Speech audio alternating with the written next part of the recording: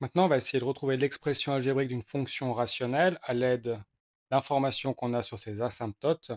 Ici, il y a quatre exemples qu'on peut essayer de faire dans un premier temps et ensuite on corrige ensemble. Dans tous les cas, on va utiliser la forme, la forme qui fait apparaître l'asymptote oblique. Donc, si j'ai une fonction rationnelle, elle s'écrit sous la forme ax sur bx. Et je sais que je peux aussi l'écrire à cause du théorème des fonctions rationnelles comme q de x plus r de x sur b de x avec q de x qui est l'asymptote oblique et les zéros de b de x qui correspondent au potentiel asymptote vertical.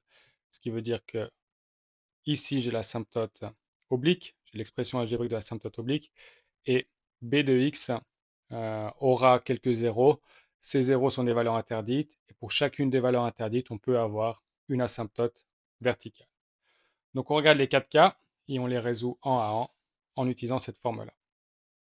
Premier cas, on a une asymptote f a une asymptote oblique en d de x égale à 2x moins 1 et a une asymptote verticale en x est égal à 2. Donc nous on sait que f de x est égal à q de x plus le reste de x sur b de x. Si on a une asymptote verticale en x est égal à 2, cela veut dire que 2 doit être forcément en 0 de b de x. Et puis, il va falloir, ça sera de manière générale pour tous les cas, il faut que le degré de R soit plus petit que le degré de B. Et Q de X va correspondre ici à D de X. Donc, on obtient que F de X est égal à 2X moins 1. Donc, je remplace Q de X par 2X moins 1, puisque c'est l'asymptote oblique. Plus, et là, je cherche un polynôme qui a 2 comme 0. Je peux prendre par exemple X moins 2. Il n'y a pas une solution unique. J'aurais pu prendre 2x moins 4 ou n'importe quoi de x moins 2 multiplié par un nombre.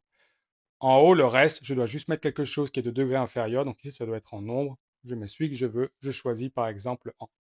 Cette fonction-là, elle a pour asymptote oblique 2x moins 1 et elle a pour asymptote verticale x est égal à 2, car quand x rapprochera de 2, tout ça tendra vers plus l'infini.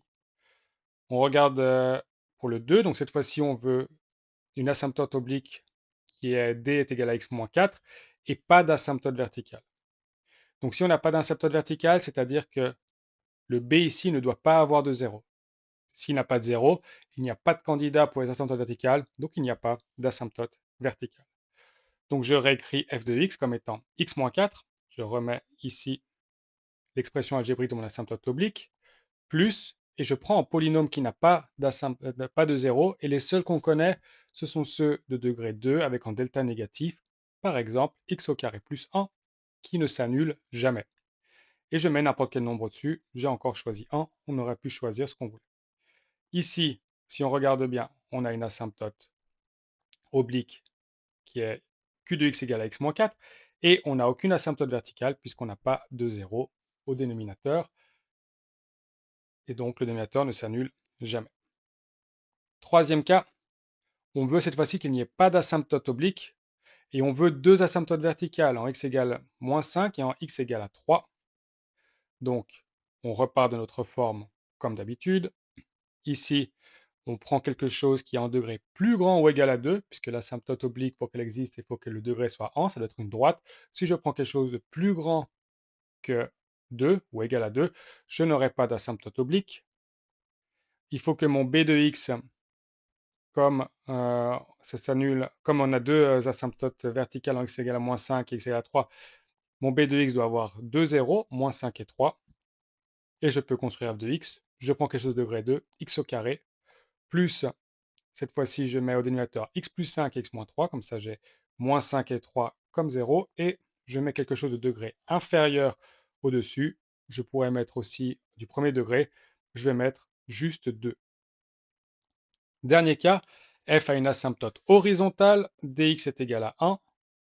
Donc horizontale, elle sera de cette forme-là, et la fonction va s'approcher de plus en plus. Et on a une asymptote verticale en x égale à 2 et son domaine est R sauf 2 et 5. Ce qui veut dire qu'on a deux valeurs interdites 2 et 5. 2, c'est normal puisqu'on a dit que c'était une asymptote verticale, donc forcément elle doit être aussi apparaître comme valeur interdite puisque c'est une fonction rationnelle. 5, c'est une en plus qui n'est pas une asymptote verticale. Donc on va se rappeler comment est-ce qu'on fait cela.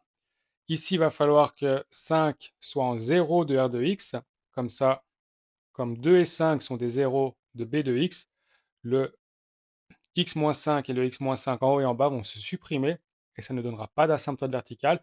Par contre, ça donnera quand même une valeur interdite. Je commence par mettre q de x qui est juste 1, plus r de x, je vais m'arranger pour qu'il s'annule en x égale à 5. Donc je mets x moins 5 en haut. Et puis b de x, je m'arrange pour qu'il s'annule en 2 et 5. Donc je mets x moins 5 et x moins 2. Si je regarde bien ici, j'ai bien deux valeurs interdites, 2 et 5. Et si je simplifie ici, finalement, j'ai plus qu'un seul candidat pour l'asymptote verticale qui est x égale à 2. Il me restera 1 en haut.